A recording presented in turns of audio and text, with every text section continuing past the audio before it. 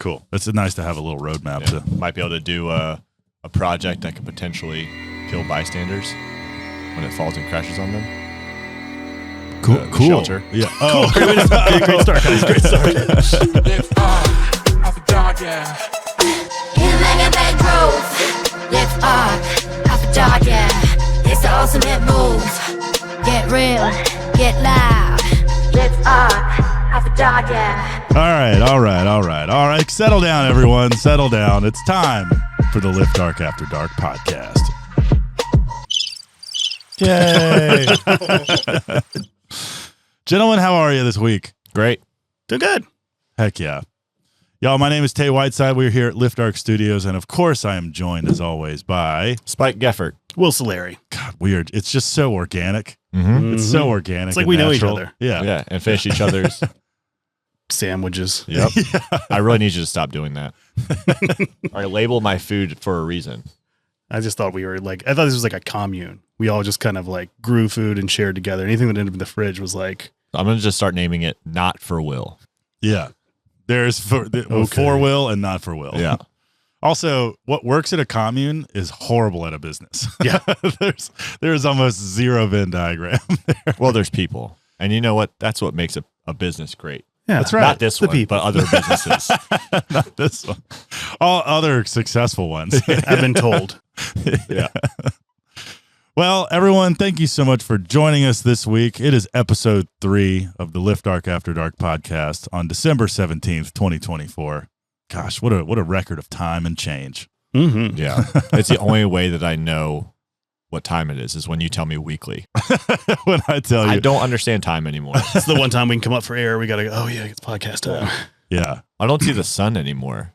It's like I come in, sun just rose, and I leave, and the sun's just going down. It's my least favorite time of year, man. Yeah. I hate when it gets cold. There's two camps historically. There's people that love the summer, hate the winter.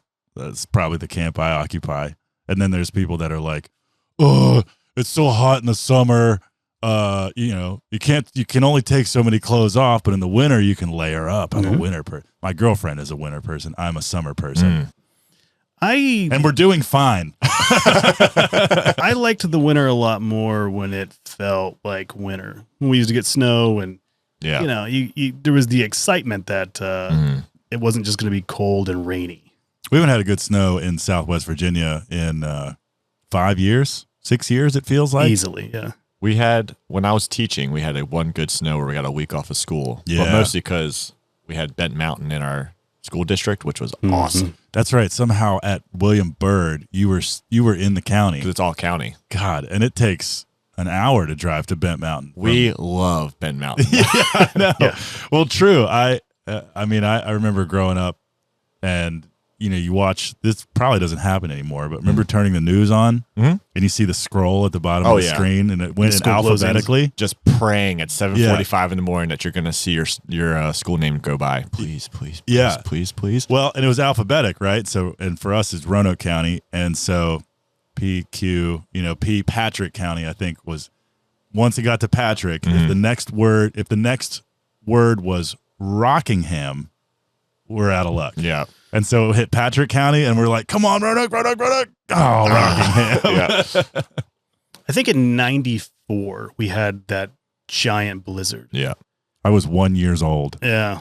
I was 13, which was the greatest week of my life because we just didn't go to school. And then we kept not going to school.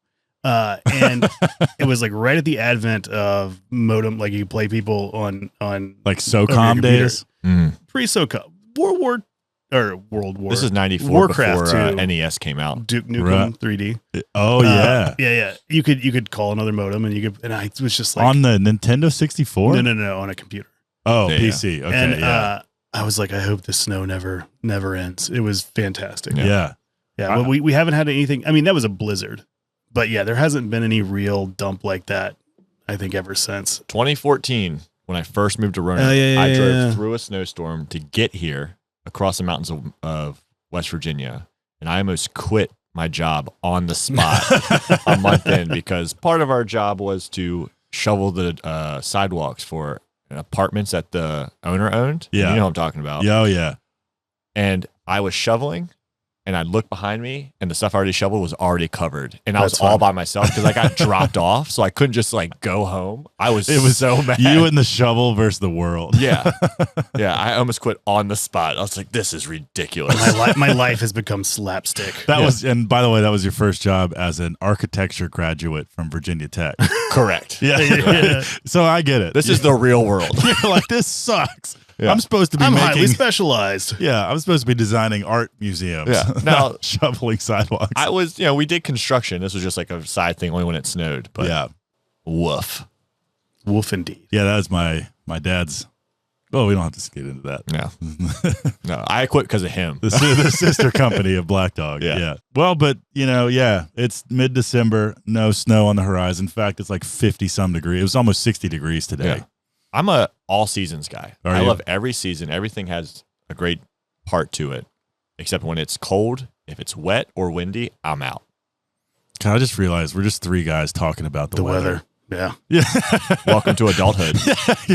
Literal cool weather. Is anyone listening to this? How are your Sorry, joints guys. feeling, Will? Great. Do you think it's going to rain in the next few Oh, days? here. Let's keep it fresh. I'll go to the current pricing for dimensional steel,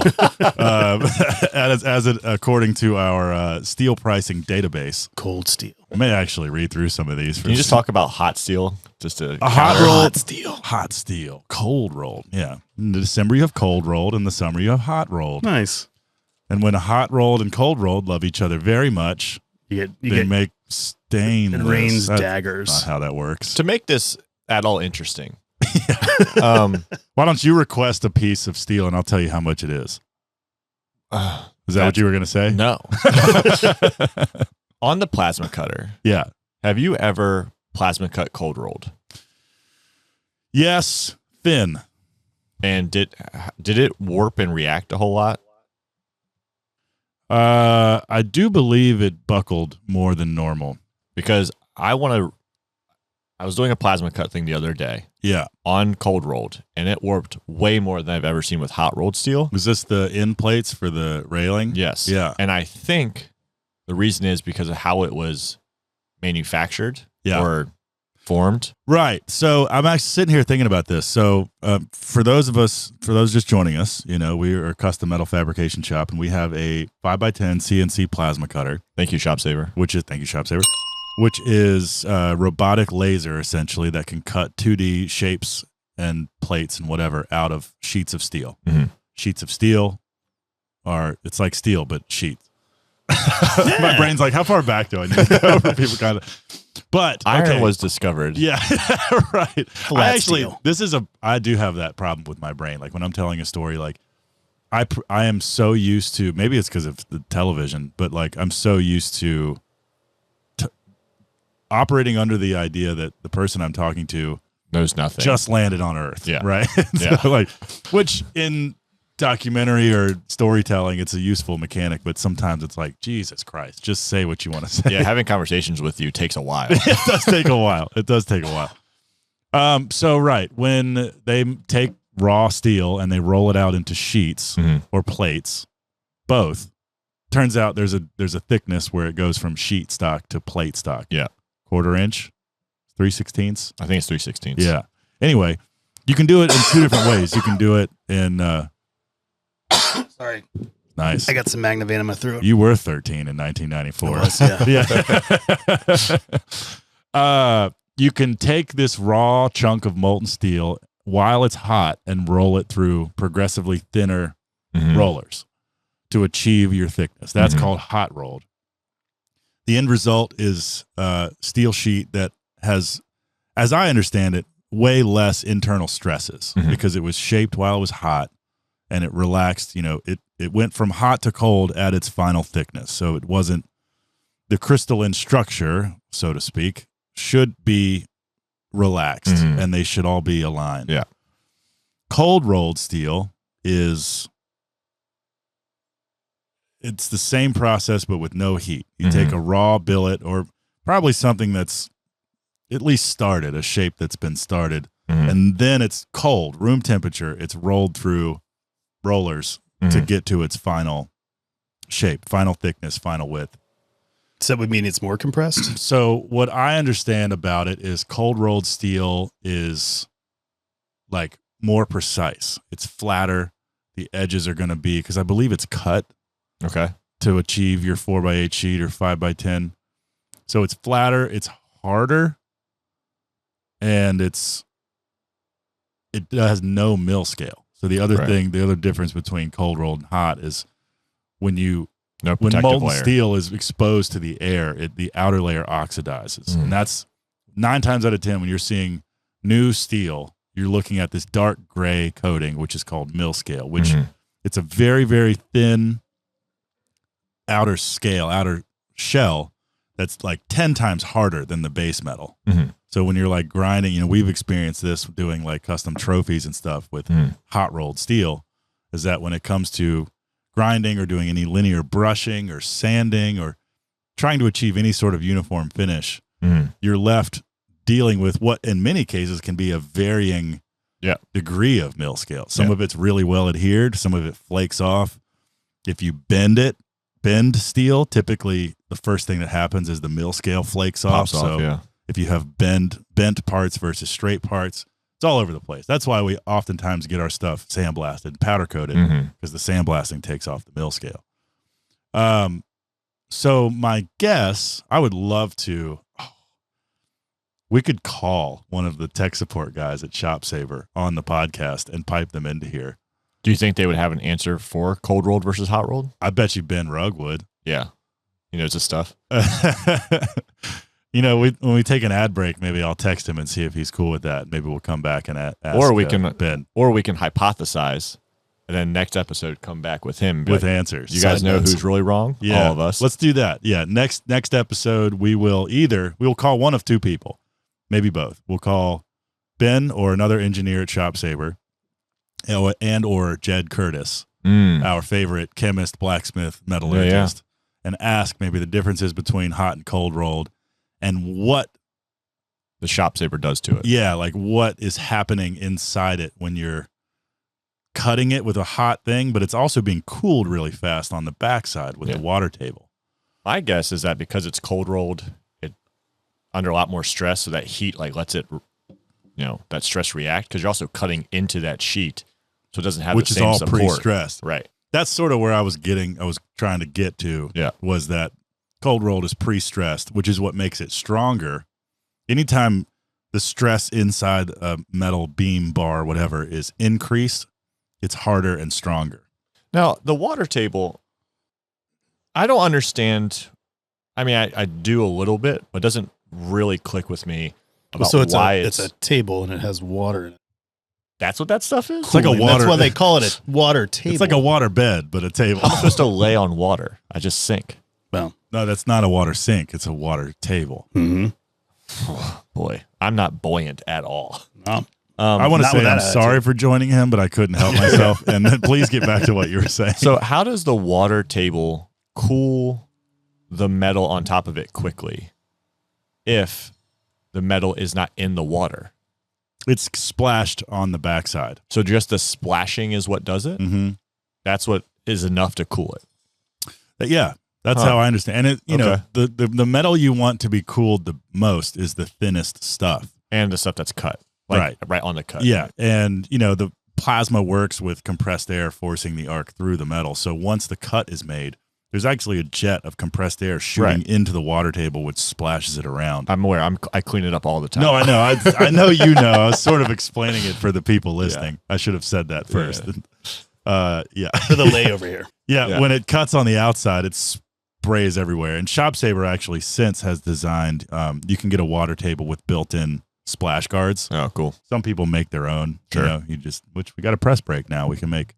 Nah, I got towels. Yeah, perfect. Yeah, we have like 5 gross ass towels that are plasma towels. I think we should we should make a bet about who has to take them home and wash them, aka get a new washing machine. That's what I say. Mine's on its way out, so that might be the last. All right, yeah, you get the short straw. That might be the last dagger in my washing machine. We should do a carpet. We should do like one of those power washing videos where we just do it for the plasma towels we have. Yeah. I bet they would just shred. Yeah. Well, how about this for a segue? Speaking of freezing climates and Let me stop you Shop real quick. Next week, we will be back with an answer for our cold-rolled steel question dilemma. Yeah. Continue.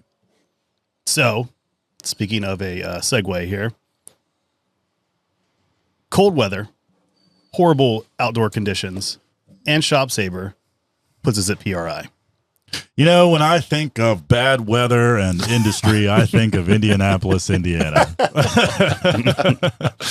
Nothing soothes the soul and puts you in the holiday spirit like blustering by city streets that seem to be aligned with the wind. Yes.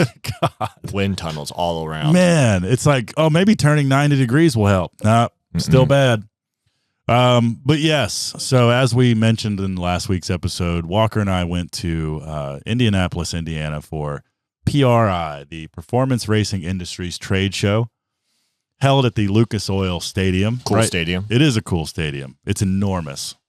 I've been in there for the exact opposite reason. You know, it's funny when you make, like, I made a lot of social media posts for Shop Saber, and when you go to tag the location, it's reading your phone's location. What comes up is not Lucas Oil Stadium. It's Lucas Oil or Indianapolis Convention Center gaming convention or Gen something. Con. It didn't say Gen Con, but it was like a gaming convention. Yeah. And I was watching people's posts from the weekend, and because they were lazy and just clicked the first thing they saw, a lot of people were tagging their PRI posts as happening at the whatever gaming convention was at. The Way to go, Spike. Gen Con is I believe it's the biggest board game convention in North America. And it's at the Lucas Oil Stadium. It's in the convention center and the stadium. Yeah, it's huge. It's like 80 to 100,000 people, I believe. Yeah, that's insane. It's awesome. Yeah, it's overwhelming, but it's great. Yeah. Anyways, back to no, that's the convention center, and it's huge. It is enormous. So PRI is in. I don't believe it was in the stadium. I think it was just in the convention center is sort of split into two spaces. So, excuse me, that's where the trade show was. And man, it was like, as a car guy and a fabricator, it was Wonderland. Yeah. It's like everything that has to do with custom cars, race cars, people that build cars, tools that people use to fabricate chassis and frames. Like, it was metalworking tool companies, aftermarket car companies, race car teams, racing parts and supplies, and seats and helmets and race gear, and tuning computers for cars, turbos, axles, diffs, like all the stuff. And it's like the point of the show is like, here's what's hot, here's what's new, here's the new technology, here's the new machines, which is why Shop Saber was there. So now you were there for Shop Saber to be a Shop Saber spokesman. Mm-hmm. Did you get to go around the vendor hall at all? Oh, yeah. I took a little more break. liberties this year than I did last year. I was like, oh, I hope I do well by Shop Saber. It's like this year I was like, oh, we're killing it. Yeah. I'm going to take a few moments to walk around. Yeah, I got to walk around a lot. And, I got to see the Link ECU guys. I got to see a bunch of my buddies from drifting. Cool. Shout out the U.S. Drift crew, Brian Eggert and Edgar. I got to meet Josiah Falace from FDF Fab Shop. He makes custom suspension and angle kits for drift cars. They're based in Canada. Cool. This dude's an awesome follow. He's like an engineer that also drifts. So he just builds the parts that everybody loves. And he's super cool. Underspoken, super nice. So as a layperson, because I'm not a car guy and I've never been to a fabrication convention, which sounds awesome. Yeah. It was Performance Racing Industries, sorry. Yeah. So were racers there? Were manufacturers of car parts there? Yeah. And then also Shop Saber was there because they're kind of the in-between of helping make the stuff for manufacturers. Yeah. Well, everything. I mean, it was really broad. Like anyone that's driven cars, builds cars, restores cars, fabricates, builds engines, machines engines. So if I'm making stuff for cars, there's stuff for me to do there. 100%. If I just drive cars and want cool shit on my stuff or my cars, I'm there too. 100%. What a wild mix of people. So, and there's this area where Shop Saber was set up called Machinery Row. Mhm. And it was like all the people that make fabrication machinery. Awesome. And so it was, companies like Miller Welders was there, Trick Tools was there, Everlast Welders were there, Edge Welding Cups, a bunch of like people, abrasive companies and drill bit companies and, power tool companies and then there's like people that make crazy 3D scanners and people that make crazy 7-axis milling machines. Like Haas was there from the Haas F1 team. Ladies and gentlemen, this episode of the Lift Arc After Dark podcast is brought to you by none other than us here at Lift Arc Studios. We've got some cool merch that we came out with. We've got our Grandpa rope hat available in dark green with a yellow rope and dark blue with a red rope. Very, very limited quantities of these available on our shop, so definitely check those out. We've got our LAS throwback shirt with the pink LAS on the front and a cool retro throwback LAS design on the back that says Custom Design and Fabrication, Lift Arc Studios. And we have our classic black pocket tee, Lift Arc Studios logo on the front with a pocket. These are Hanes Beefy. Nice heavy duty work shirts, and then the Lift Arc Studios logo on the back. And now, between now and the end of the year, use code LAADPOD, that's LADPOD25 for 25% off all of our merch from today until December 31st at midnight. So thank you for watching. This code is only available on the podcast. Go check it out. We appreciate your support, and let's get back to the show. Well, what crazy thing did you get to see there by Shop Saber? Because I'm excited about this. Well, so, right. Shop Saber, it's funny because the stuff they make in Lakeville, Minnesota can be used in so many industries. Like they make a CNC router. So if you're a cabinet shop, you by now should probably have a CNC router because you can cut anything out of wood, composite, whatever. But they also, of course, make CNC plasma cutters and like Thanks, CNC, Shop Saber. Yeah, thanks, Shop Saber. CNC plasma cutters are good for all sorts of industries, as we've shown. Custom metal signage. So really, as I talked to people for 3 days straight, it was like, are you a creative or are you like an industrial fabricator or somewhere in the middle? Like either you crank out a bunch of like gussets and brackets for like heavy steel manufacturing, heavy steel fabrication, or it's like I want to make signs. I want to make house sort of signs and Dr. Pepper signs and beer logo, hot rod signs. Yeah. And what we do, which is the professional version of that, which is big signs for customers, and they built all like this. This is straight off the table, by the way. This LAAD sign hasn't been cleaned up or anything. Which, by the way, this is cold rolled steel. Yep. Which is why it's all rusting. It looks kind of cool. I kind of like it, actually. Yeah, I like it. But that was sort of my question of who did you talk to? Yeah. When you were at the Shop Saber booth, being a Shop Saber spokesman. Yeah. Like, because if I was there, I'm not going to buy a machine, but I want to know. Like, I want to talk to all these vendors because they all have cool stuff going on. Yeah, yeah. Well, yeah, you would see. We saw a lot of people that build race car chassis.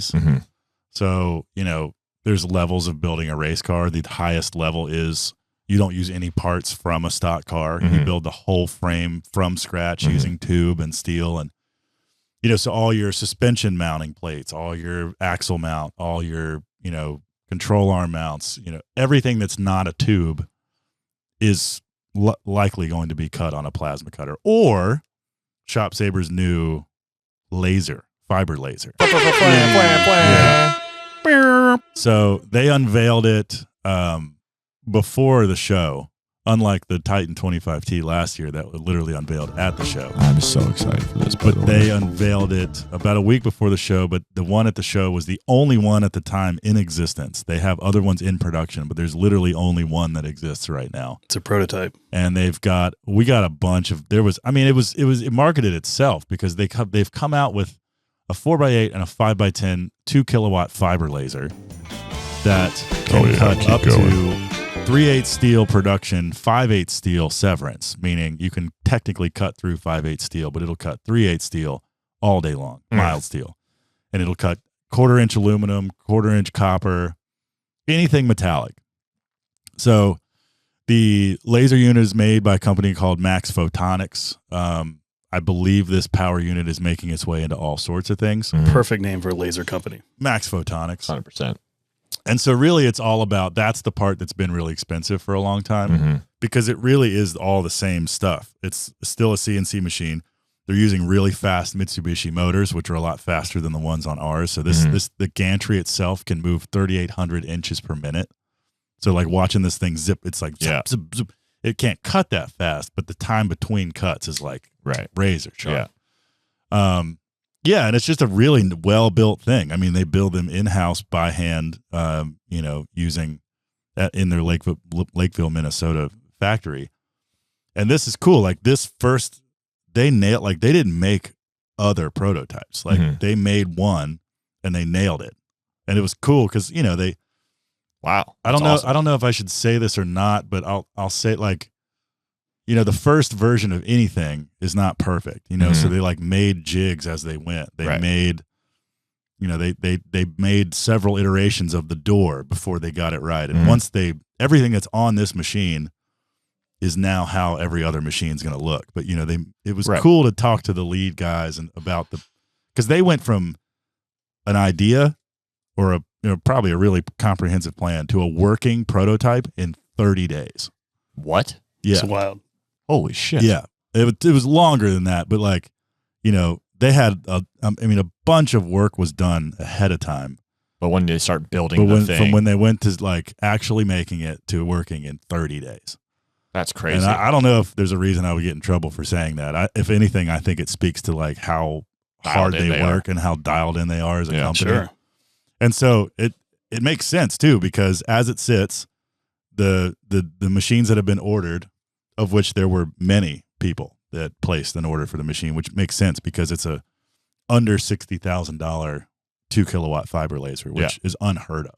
When it cuts, people actually would see the price and go, all right, where's the catch? Right. What the hell? And it's like, it's made in America.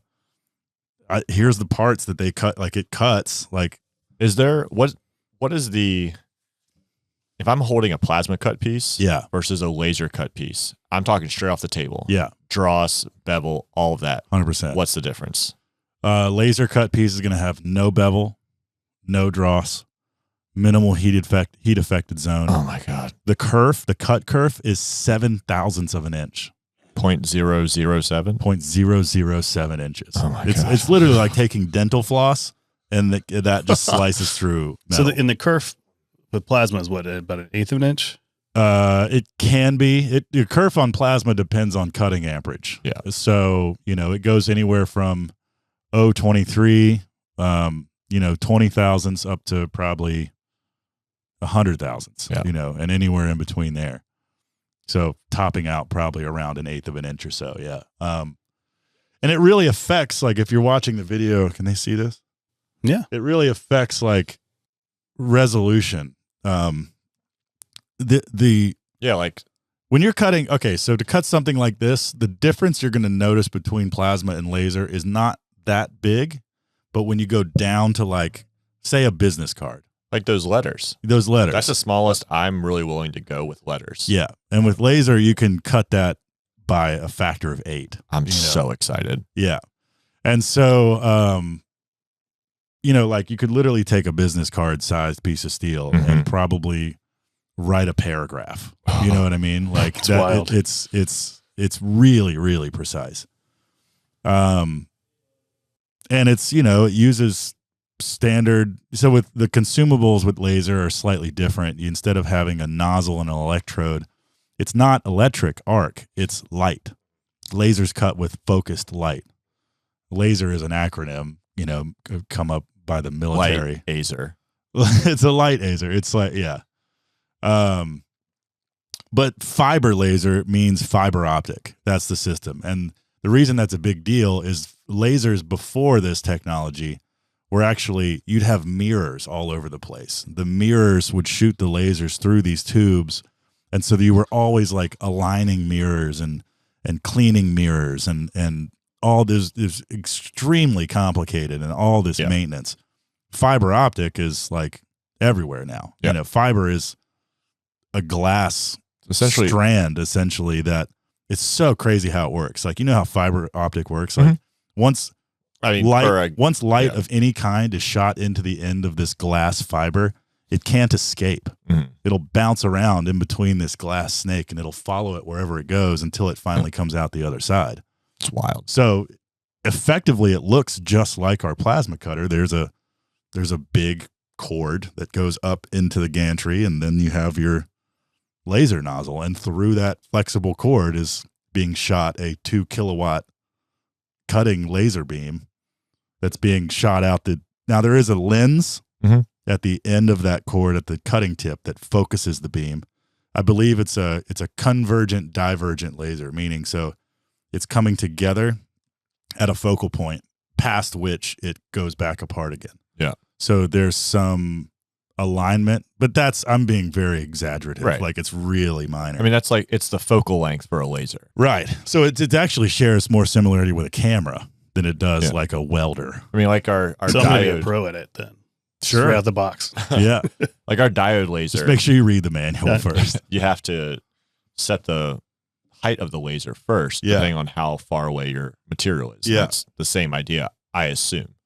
Yeah. That's is that called? That's a diode laser. That's a It's not diode laser. There's CO2 lasers, there's diode lasers, and then there's fiber lasers. Yeah. So I imagine the one we have from Creality is very similar, just a lot. It's 20 watts, not 2 kilowatt, not 2,000 Yeah, watts. it's 22 watts. 22 watts. Yeah. Yeah. This will be an interesting test. One of our Yeah. one of our sponsors is a really interesting company called Melt Tools that makes these cameras that can get super close in on things that would burn our eyeballs out Yeah. otherwise, and can film them with great accuracy. It would be neat to see, using some of their stuff, what a laser looks like versus plasma versus the water We jet, should whatever do else. that. Yeah, that'd I be mean, very cool. Melt Tools, if you're listening, I'm very sorry that's taken us this long to deploy your cameras, but we've got some cool stuff planned, and that one video is like, let's just, like the slow-mo guys do on YouTube, but like, this isn't slow-mo, it's dark mo. Yeah. Yeah. Or bright mo. Yeah. Let's show these things that we're doing every day, but I'm very excited at to see, normal light levels. Yeah. I'm very excited to see those cameras at work on our plasma cutter, because I get bugs now about why they always go towards bright lights. Yeah. Because anytime that table is on, except for me being trained for a year not to look at it, Yeah. like I want to look at the bright light. No. What's it doing over there? Yeah. I mean, just, the best way to look at I don't think the cutting goggles we have go quite dark enough. Best way to look at it is through a welding mask. Like my Miller mask has a cut mode where you can dial it in to shade 6, 7, 8. Then you can stare straight at it and go, oh, cool. Yeah. You guys can see all those purple dots too, right? Yeah. Yeah. Well, that and my glasses are 2 years old, so I have like baked in divots Floaters. in the lenses of my glasses. Well, what's crazy with floaters and stuff like that? You know how you get them out of your eyeballs? Lasers. Like zap them out of your eyes. Different, probably lasers. Different laser. Yeah. Maybe. Maybe. I'm going to go to the optometrist and I'm going to see which laser they use. I'm a shop saver only guy. This isn't 2,000 watts. I'm out. Like, Yeah. I'll stay at a Holiday Inn Express tonight, and then I'll figure it out in the morning. But yeah, I got to see Shop Saber's laser. I hope we get one here. I know I made my case for getting in line on the pre-orders. So I'd love to test drive that thing for him. Well, it's also a kind of a callback to last PRI, but when you saw the I can't remember the name of it now. Oh, the Titan? The Titan. Yeah. Because you demoed that there last year when it was fresh, on the market. Yeah. And now we just got one. Yeah. I'm super excited to see how that thing works. Yeah. So we also just got, I hope you guys like talking about tools on this podcast, because we're going to talk tools. Yeah. We can go back to the weather. Yeah. Your call. Whoa. Shut up. Will. Nope. No Leave weather. in the comments whether you want tools or weather. Yeah. If you wear a nice, let's talk about the Carhartt shirt jack. You got something to say about No, Carhartt? it's a shirt and a jacket. And we're not sponsored by Carhartt. Not yet. But you're welcome, Carhartt. Now I'm kind of interested in the shirt jack. Took a shirt. Anyways, let's and go a back to jacket. tools. Anyway, we just received the Titan 25T, which is a CNC press brake from Langmuir Systems. It's 33 inches wide. It has 25 tons of metal folding power. But it's CNC. So in the top portion of this press brake, there's a touch screen, and it's a computer controlled whole machine. And in that screen, it's preloaded with Langmuir's bending software. And you don't have to use another computer. You can program the whole thing in the machine. So what is a press brake? I've made this analogy several times now. It's a press, which hydraulically applies force, some sort of squeezing force, usually down, and a brake, which is a machine meant to fold metal. The breaking metal is sort of what it's called when you fold it at a sharp axis and on purpose. Yeah. Otherwise, it's called breaking. Otherwise, it's called oops. Yeah.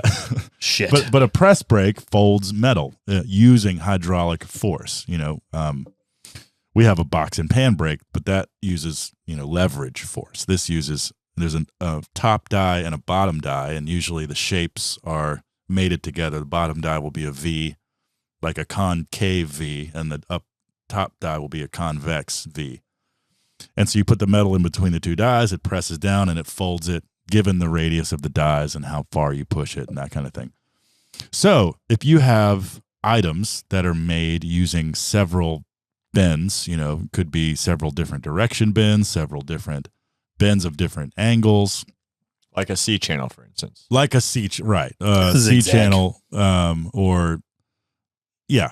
If you wanted to make a C profile out of flat metal, you would bend each end up, creating a C.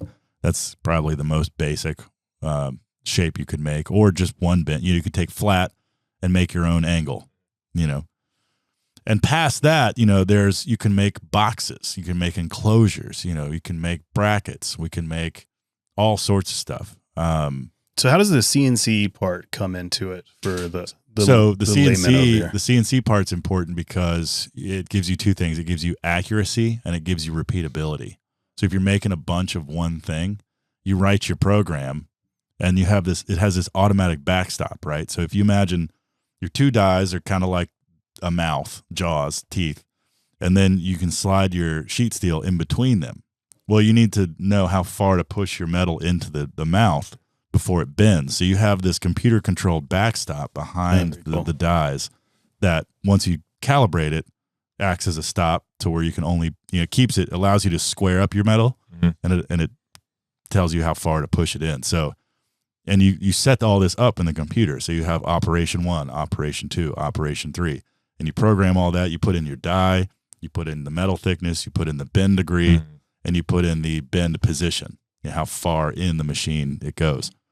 And you can load 5 different operations. And so you just go op 1, you click the dead man buttons and you press the button and it does that. And then it goes to op 2 and op 3. So you can crank out and you can stack. It's 33 inches of a working width.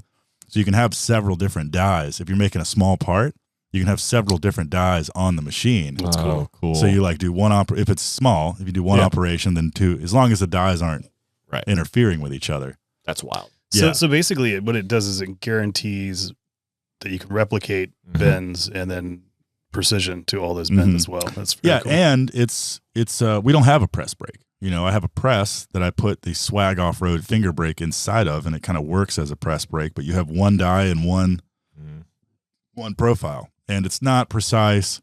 That press we have leaks oil like crazy. And the box and pan brake we have is nice, but it's limited to like 14 gauge, which is more than it should be bending anyway. So this thing will bend 1/8 inch steel, full width, 33 inches, and 19 inches of 1/4 inch. Damn. That's very cool. That's a lot. I know. I'm very excited. That's like this. Yeah. Approximately. For those of you listening at home, many. Tay is about the width of his shoulders. Yeah, that's about right. Oh, it's a good Modelo. But the thing that we haven't gotten to use yet, because you've been putting it together. Yeah, there's been some assembly required, and which is kind of fun in its own right. It has been fun, although with as little time as I have to do something of that sort, I'm ready for it to be assembled. Sure. But I'm close. I have the stand is on, the base is on, and the X and R axis gantries are assembled. They're just not on the machine. And so I'm like 3/4 of the way through putting it together, but it's in its location. It's near a 220 outlet. So, and it's close to the shop saver. So hopefully the workflow is design the part in CAD, cut out the flat pattern on the plasma cutter, and then send it to the CNC bender to bend it. I'm going to either want or get some training on how to use it because it's going to be great for prototyping. 100%. Now with the... And you can run it in manual mode too. So if we just want to use it for brackets or whatever, like you can just... Now, this might be too early to ask, but can you make programs on the computer, like on my desktop, and then transfer them to that? Or is it all on the I think so. screen? There's a USB drive on top. Okay, cool. So I imagine you could probably download... I don't know. It'd be curious to see if you could go from the sheet metal space in Fusion to the Titan. Because bending computer. If the sheet metal stuff on Fusion is really as dialed in as it's supposed to be, then that makes like my job way easier. All you have to do is go from your flat pattern to some sort of cam output. And say, operation 1, operation 2. I have a lot of Fusion research to do over the next few weeks. Yeah, you and I both do, man, because I've got projects waiting for the MR1. I've got projects waiting for the Titan, and it's like, we owe it to ourselves to really figure out how to master these machines. And we will. Yeah, for sure. The learning curve on the MR1 is the steepest of any machine I've gotten so far, but that's not saying much because it's far more advanced than any machine I've ever run. Like 2D plasma is like, that was like coloring with crayons compared to adding that third axis. Well, as soon as you're adding a third axis, and you're also adding speeds. Right. Like spindle speeds. Different tools, there's no collision sensors on this kind of machine. There's no. There is, but it's a crack. It's a sound. It's. I've broken 2 milling bits already, but it's all right. Hey, listen, nobody blames you about it. You know why? Why? Because they were free. That is the wrong way to think about that. Oh, and I don't care. We're gonna break because listen, I'm gonna break some. Yeah, for sure. And I need you to know that it's okay that I did that. Yeah, fair enough. So if our fiber laser is the top of your cool things you saw at PRI, what are some of the other stuff that you saw that got you excited? Well, speaking of lasers, I saw that Miller is coming out with a laser welder. Oh. It is actually just the IPG photonics laser that we test drove at ARC 3 last year with a Miller shell on it. Because even on the front, they're not hiding that. On the front, it says made by IPG. IPG Photonics, as I understand it, is the first like American-based laser welding company. SpaceX has a bunch of their stuff, like a lot of aerospace. So how does laser welding work versus? It's the same, technology. It's just instead of cutting it, it's only getting hot enough to fuse it together. Okay. So it's using light to melt the metal together instead of gas cutting it. Yeah, and it's not. I suppose that's where the cutting is, because laser cutting involves really high pressure air behind the laser. Because what the laser does is make the steel molten at a really small point. And then the jet of air is actually what's pushing that molten metal out of the way to cut. And that's why the fiber laser runs at 100. You need 175 psi of air pressure, which I think we can do with our compressor. If not, the best thing you can run through it is pure oxygen. So you get tanks of pure oxygen, and you can run it that way.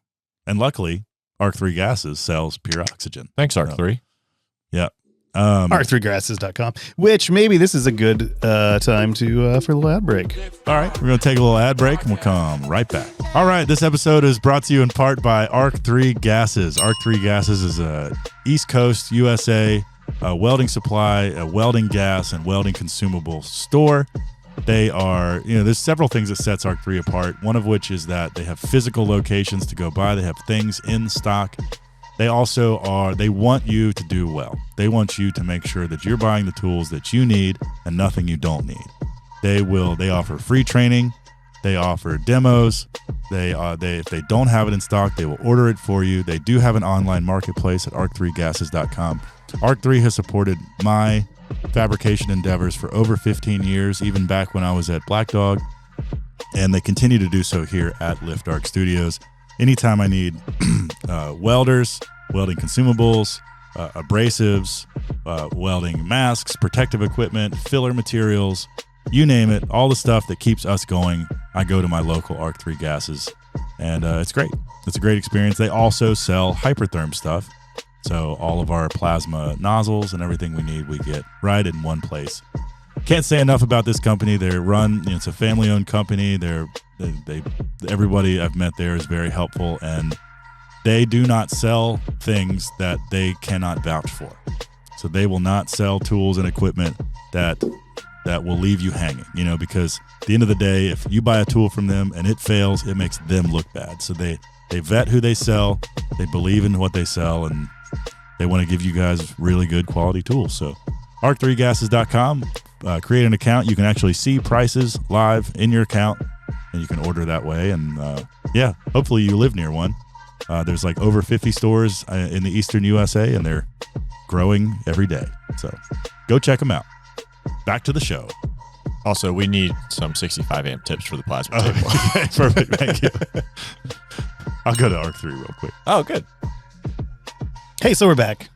Hey, Will. We were just talking about all the cool tools you saw. We saw Shopsavers got their fiber laser coming out. Miller's got their laser welder. Yeah, several laser welders. Everlast had their laser welder out, which I believe we're going to be able to test drive that one at some point. Cool. The Red Saber. Do you need special welding goggles for a laser welder? So lasers are very dangerous. Laser welding involves many, many different redundant safety systems working together. You need a lot of times it's done in an enclosure. So actually you'll be in a enclosure with laser, protective film. It's like sunglasses, but it blocks out the specific wavelength of a laser. Now, when you say enclosure, are you also in the enclosure, or is it more like a sandblaster? You're in the enclosure. Okay. But you're wearing laser, so you cannot use a welding mask. It's a laser specific. Everything's different. Yeah. The masks are different. The shields are different. And so, sometimes it's like the enclosure door will have a sensor on it, and we can't even use it until the enclosure is closed. A lot of them are getting away from that, but there's still a lot of redundancies. You have to, there's a whole system to where you can't fire it until you're resting on the material, so you can't fire it accidentally. Because you can literally be 300 feet away from somebody with a laser and barbecue their eyeballs. Well, that answers my question. It's really, and it won't be a beam. It's not a lightsaber. By that point, it'll have fully diverged, but it's still extremely dangerous. Yeah. But so they're not like nail guns. No. Oh. No. Okay. And you can I'm not even going to engage.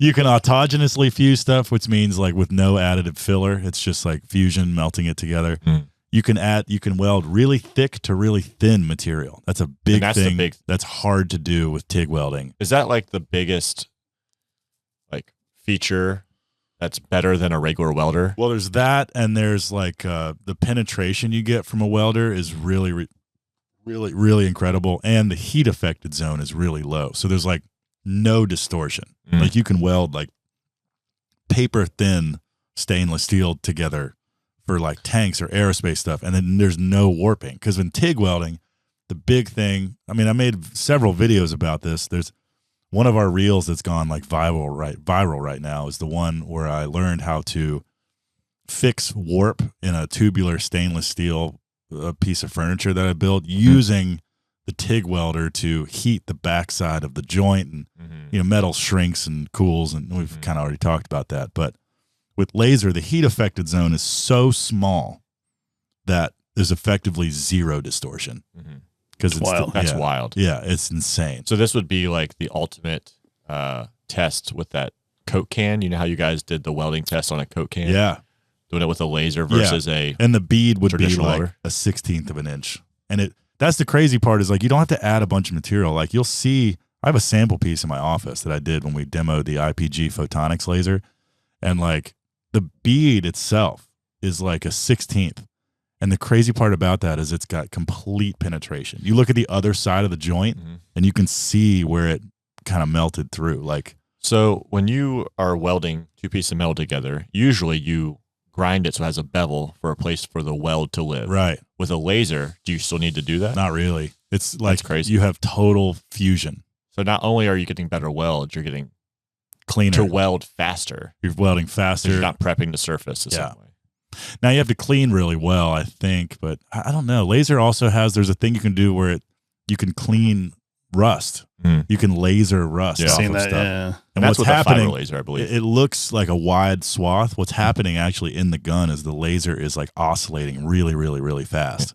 I bet that's so it doesn't heat it up too much to cut it. Right. Right? It's like pressure washing, but with Yeah, yeah. lasers. Cool. Yeah. I love those videos. Like, Yeah. I'm not a sucker for like the power washing videos. A little bit I am. Yeah. But the rust cleaning ones, Yeah, dude. they're so cool. For sure. Also, I just love lasers. Dude, it's in 5 years, the metalworking industry will be unrecognizable. Like laser welders will be affordable. Hell, the ones from Everlast are already like $5,000 or under, which is really the IPG photonics laser when it launched was like $25,000. So, and that was 2 years ago. So in 2 years, they've gotten, now it's not one's overseas and one's made in America, but Right.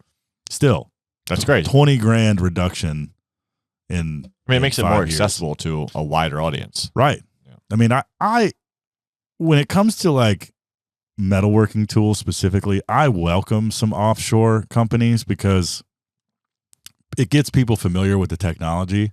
And if it sucks, it gives you more reason to like invest in American made stuff that is built well. I don't know. It's like a test drive. Well, right. Like if you're getting into a thing, you want the $25,000 tool.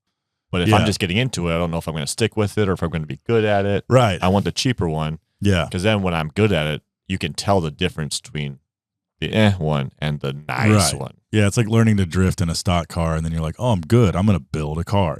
More power and better Is that what suspension." happened to you? Yeah, 100%, 100%. I more figured that you just wanted to build a car. Well, also, yes, I was That's 21 years old, and I was getting extra money from a TV show, so I put it all Race car on race time. cars. Yeah. So we got a cool laser from Shop Saver. We got the laser welders. Was there anything just ridiculous that you saw that like maybe doesn't have any practical value, but is just insanely cool? I mean, like right next to us, there was this booth where this guy had this like diamond cutting wheel that you could put on an angle grinder that would just cut anything. It's like this shit you see from like QVC where it's like, it'll cut PVC, it'll cut tile, it'll cut metal. And he's, you bang it on the ground, it's indestructible. Some of that like as seen on TV type shit. Yeah. Still cool. It's cool. Did you get to try it? No, but it was also like $150. And I'm like, For a blade? For a 4.5 inch wheel on a grinder. Yeah. Did it like a regular Does it grinding last wheel? forever? Apparently. Oh. I don't know. Well, I mean, if you're never buying another wheel again, that's pretty cool. Yeah. I don't know. So there was that. What else? A lot of milling machines for engine building. So like, flat plane milling machines, cylinder boring machines, valve seat cutting machine. If you build custom engines, you would have a shop full of these specific machines. Trick Tools was there, another marketplace where it sells a lot of cool metalworking tools. Got to talk to shout out Christian at Trick Tools. He walked us through some of their unique stuff, and some of which we might be able to try out here at the shop soon. Cool. Thanks, Christian. Yeah. Are they called Trick Tools because they do the trick, or is there like? It's actually Or is there a trick to it? Van Sant is the parent company, but I don't know why it's called Trick Tools. Because they do the trick. They do the trick. I'll engage with you this time. You're welcome, Trick Tools. They're gonna have a new tagline on Yeah. But it was a lot, man. I mean, I saw turbochargers that were like the size of a pumpkin for like Top Fuel dragsters and like all kinds. I saw, like tractor pulling. Mm-hmm. We've all seen that on TV. Yeah. There was in person, you mean? Dude, there was you've seen one in person? Dude, yeah. Dude, they're insane. They're awesome. Yeah, they're so much fun. I saw one of the tractors in person, and like the rear tires are as tall as I am. Yeah. And like I think it was a Cummins based engine, but like the fabric, I mean, it was triple turbo, and the turbos were the size of a basketball. So it's like a compound turbo and a twin turbo system all in one. And the fabrication on all the piping, it was all titanium. And it was all perfect. And I was just like, geez, someone spent a 20 grand on just these 4 pipes that connect the turbo to the engine. And I'm just like, holy I want to shit. go to the county fair in which that tractor is pulling. Yeah. Because I went to county fairs as a kid and they had tractor pulling. And it was the type of tractor pulling where you're excited for all the noise that's happening, but also at the prospect of the tractor blowing up. Yeah. Oh, yeah. Dude, it's my favorite compilations to watch on YouTube. Is just like the catastrophic engine failure from tractor pulls. The back end just gets torn off. Oh, yeah. The pistons shoot through the hood. The whole engine splits in half and it's all on fire. And you're just like, that dude just wasted $150,000. And you're like, yeah, but we were all there for it. This is the weird documentary I want us to do. Because like, drift car racing is like kind of a specific sub genre of racing, right? You know, there's all these, but like tractor pulling seems like the most specific, odd sub genre of thing. Well, and the sheer amount of money that people spend on these machines to do one thing, like you can't drive it on the road, you can't tow a normal trailer, you can't even like, it has no suspension because the front wheels are not meant to touch the ground. It's meant to do a wheelie and you steer by pulling brakes that are engaged with the 2 rear wheels. It's insane. Yeah. And dude, I remember watching the old ones, like before that. Now they're all like giant diesel engines, like one engine. But back in the day, you would see the ones that have like 4 V8s all like chained together. And so you have 4 giant muscle car engines just, just they were screaming. so much fun. Yeah. So I was ridiculous. a kid in West Virginia who didn't like, I wasn't a car guy, I never cared about it, but like, hey man, tractor pool's happening next hour, do you want to go? Absolutely, 100%. Let's go. Well, that's like really cheap fun too. Like it happens fast. Like they do a pull, he unhooks, he either drives off or they tow him off and they hook the next one up and it's like, let's go again. Exactly. But did that just start from people using the regular tractors to try to do this? Had to have. It was like my John Deere will beat your case. Let's hook up to the same trailer and see who goes the farthest. Your Lamborghini. You're right. Lamborghini started by making tractors. Yeah. Very nice, Spike. Oh yeah.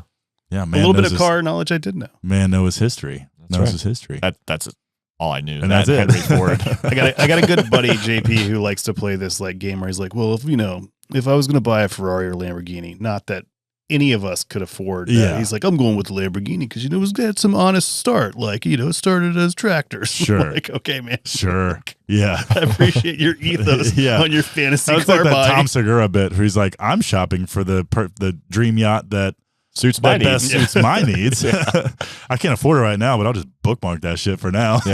Save for later. Yeah. But yeah, that was there, and it's just, it's monster trucks, tractor pulls, top fuel dragsters. There's all sorts of just like. So all that stuff is at PRI. Oh yeah, I saw top fuel dragsters, like 10,000 horsepower dragsters. And what if I have a Honda Civic that's really low to the ground and I want it to be really loud? Would there be a place for me here? Yeah. Okay. Yeah, there were some. There were drift cars, there were drag cars, there was like imports, domestic, hot rod stuff, dragsters. Indy cars. It's mostly so like most of the stuff that I'm sort of just now realizing this. Most of the stuff there is for people that are like pushing something to the limit. And that happens a lot in drifting, drag racing. That's really it. You're designing the engine in the car to take the worst kind of abuse possible. So the suspension is the best, it's the strongest. The engine components are like the best and the strongest, and the way you build the engine is the best and the strong. Like, so a lot of it had to do, the performance side of the automotive world is all about that, like building something the craziest to get the most performance out of it. Awesome. So yeah, it was sick. Did they have events or anything at the raceway? No, we weren't near Indy, which, by the way, I think the Indianapolis Raceway, aka the Brickyard, I think they closed it down officially. Really? Yeah. Oh. I'll look that up, but I'm pretty sure they closed it down. Indy -500. Well, to even the wear and tear, they go the opposite direction. Well, you mentioned monster trucks. It got me thinking about that press brake and cutting precision parts and the similar one. Maybe we should build, it could be smaller, but our own Carzilla. If you remember that beautiful beast. Well, I lied. It looks like the Indianapolis Motor Speedway is not closed. Oh, good. Yeah, I don't know why I heard that. Well, is it the same one as the Or maybe that they're just brick not one? doing the Indy 500 there anymore. I don't know. There was something. Someone will leave a comment and tell us. That guy in Franklin County told you that. He thinks he can shave off, audience members, spectators. I know Indy 500 is closed now. Just come on down to Franklin County Speedway. He can poach Indy 500 fans. They'll be very disappointed.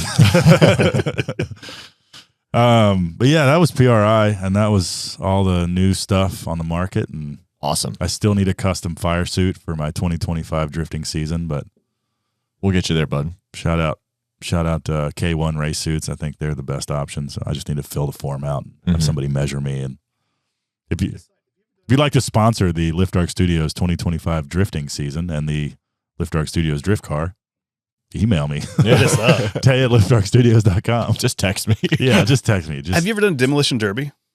No, I used to play Demolition Derby video games a lot. Yeah. Like Flat Out. You remember that game? Oh, yeah. Yeah. Dude, I was talking to a guy at PRI that did Demo Derby, and I was like, so do you just build the cars to where they're meant to crunch easy? Like, do you just make the crumple zone easy to replace, and you just expect it? He goes, no. We build them as hard, like as stiff as possible. Right. Yeah. Like, which is what you would think, like what the layman would think, like, oh, the car is meant to crash. They might as well, they're probably building it. I just always assume you got an old LeBaron and put a roll cage in it. Yeah, no, these things have like gussets and I-beams and stuff inside. Like if two of those cars on a head-to-head collision are going to kill somebody. Yeah. Probably the driver. Yeah, right. Also at the West Virginia County Fair, Demolition Derby. Dude, it was a great fair. Yeah, it sounds was this in Martinsburg? It was in the county. I think, was it in Jefferson County or Berkeley County? Got it. But it was in the county, and it was awesome. They had like the rusted carnival rides that flip you upside down. Oh, the zipper? Yeah, that you're not sure if you're coming back or not. Yeah. They had the... Run by some meth head smoking a cigarette. The one... All right, kids. The one that you throw up on and it hits you in the face and you spin around and around. 100%. My biggest regret was I wanted to have a rodeo for kids where you get to ride a sheep. Yeah. And at one year I was too little for it, and the next year I was too big for it. Oh, no, you hit your growth spurt. I did. I never got to ride that The sheep. window for sheep riding is like 20 pounds and 5 inches. It's very precise. Yeah. Well, I think that just about does it. We've been talking for about an hour. I think it's probably a good time to... Yeah. I got to go. I got a dishwasher to install. I actually wrote that down to end the episode with. I wrote dishwasher. Next week it's on Lift Arc. because our first episode, you got a dishwasher. That's right. Yeah, and it's taken me this long to find a window of time to install it. Next week on Lift Arc After Dark, we're going to see if Tay did install his dishwasher. Yeah, we're how many dishes are clean. We're going to see if Tay can clean his kitchen. So, dude, this dishwasher, it failed in a remarkable way. But this one or the old one? The old one. And like, I don't know if there's probably several levels of dishwasher failure to experience, but this one failed. We realized it failed. We emptied it, of course, and drained as much of the water out as possible, but not all the water. And so 3 weeks later, we opened it because I could smell it. It was different. I just walked by it. I'm like, ugh. So I open it. There's way more water in there, and it is green. And it smelled horrible. Weren't you telling me you never open a fridge at like a salvage place? Or yeah, but this is in my apartment. No, but you already knew where the smell was coming from. Yeah, but I had to I had family coming over for Thanksgiving. Like they were like, we want to see your new apartment. We've never seen it. And I'm cleaning up and vacuuming the kitchen, and I walk by this thing, and I'm like, Jesus Christ. And I open it, and Jen was vomiting. Like it was just running down the hallway. It was alive. Yeah, it was something living, and like there was an organic film on top of the water. And so I went and got my shop vac, pulled the filter out of it, Just sat there like a porta potty cleaner at a music festival, Yep. just Doing the Lord's work. Yeah.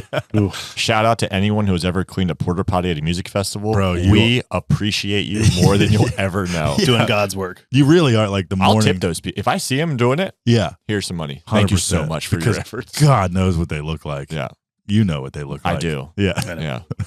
Gross. I've ruined a few of them. Oh, yeah. Yeah. Well, on that note, thank you guys so much for watching and listening. Do us Other than supporting the drift car, if people want to help support us, what can they do? Yeah, of course. We've got the LiftArc Patreon, patreon.com/LiftArc Studios, where you can join several tiers of Patreon levels, the top of which is called Certified Master Welders. It does not, in fact, give you a welding certification, but what it does give you is access to the plaque of patrons. You get a direct video every Monday called Master Welder Monday, where we answer your questions directly. You get it right from the horse's mouth, and I am the horse. And what else do they get, Will? Merch. They get discounts on all our merchandise. They get everything a day free and ad free, or day free, day early and ad free. That's our YouTube videos, by the way. Yep. At least ad free. And now this podcast too. That's right. They get shout outs on almost all of our stuff, and then secret stuff that I've probably forgotten about at this late after dark hour. Mm-hmm. Also, if you join our Patreon, make a funny name. It'd be really fun to read funny names. I'm stealing that idea from History Hyenas with Chris DiStefano and Giannis Pappas, one of my favorite podcasts of all time.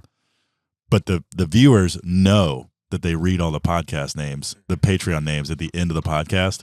And so they just make their names ridiculous because they know they'll read it no matter what you write. Yeah. And I love that. And we will read it. Well, Tay will read it. Almost whatever you write. Almost. Well, listen, they're not pushing yet, so let's see what happens. But make a crazy name. I will read it. We'll start with our certified master welders. Lex Hells, Craig Masick, Amanda Ruby, Jane Barwick, Martin Pineda, Eric Badassatron Lanier. There you go. Winner so far. Frank and Katie from High Brace. I still use my socket organizers. Thank you, Frank. Andrew Zink, Brian McMahon, Alan Roberson, James Smith, Steve O'Neill, Mark Levitt, John Bocock, king of the fan base. King of the fan base. Cindy Wilson. Now for our TIG welders, the next tier down, we got Molten Ember Fabrication, Ian McKay, Rick Housley, Rick Daniel, Tim Massey, Kelly Hooper, shout out Walker's mom. And we got Flo. Shout out to Flo, our newest TIG welder. Hey, Flo, thanks for joining. Welcome to the family. I believe Flo was from the UK, if I saw that right. Because it was paid in Royal British pounds. That's correct. And then our MIG welders, of course. We love having you here at the bottom on the Patreon. Kim Clatter, Al Cooper, Brandon Stuckey, Robert Davis, Zach Kinney, Dave Beasley. Actually, shout out Dave. He's a metal sculpture guy, and he and I co-judged the AWS sculpture contest for high school kids. So he's awesome. Garrett Calkins, Ryan, Derek Noosh, Matt Elkins, Dave Willow, in parentheses, WX Dave, True Gent, Paul Young, Curtis Lee Zeidelhack, of course, Kimberly Rope, Gary Usleman, John LeBeau, Lisa Stephen, Quiet Boy 7, what's up, dog, and Kevin Keohan. Thank you guys so much for supporting us on Patreon. It truly is the most direct way you can help us and support us in this venture. It's a monthly subscription for all sorts of benefits. And this, with the podcast and with Master Welder Monday, we're finding more and more ways to interact directly with you guys. So it's been very, very cool. We're developing a really cool community there. So yeah, and when you sign up for Patreon, if we're doing something you like, that's awesome. If there's something you want to see, let us know. We're happy to listen to any suggestion our patrons have. Happy to shout you guys out, look at your work, anything that involves metal or anything that we can kind of help facilitate. Just let us know. For sure. Yeah. But anyway, catch us. See you next week for more jazz. Maybe next week we'll get into jazz. Some pretty cool projects we got coming up. I imagine in 7 days' time, there might be something actually in process that involves cutting a car in half. To be continued. So you're definitely going to come back and check that out. Thank you for watching. If you're watching this on YouTube, thank you for listening. If you're listening to this wherever you get your podcasts. And this has been Tay Whiteside along with Spike Geffert. And Will Sellari. And the Lift Arc After Dark podcast. Hell yeah. Hell yeah.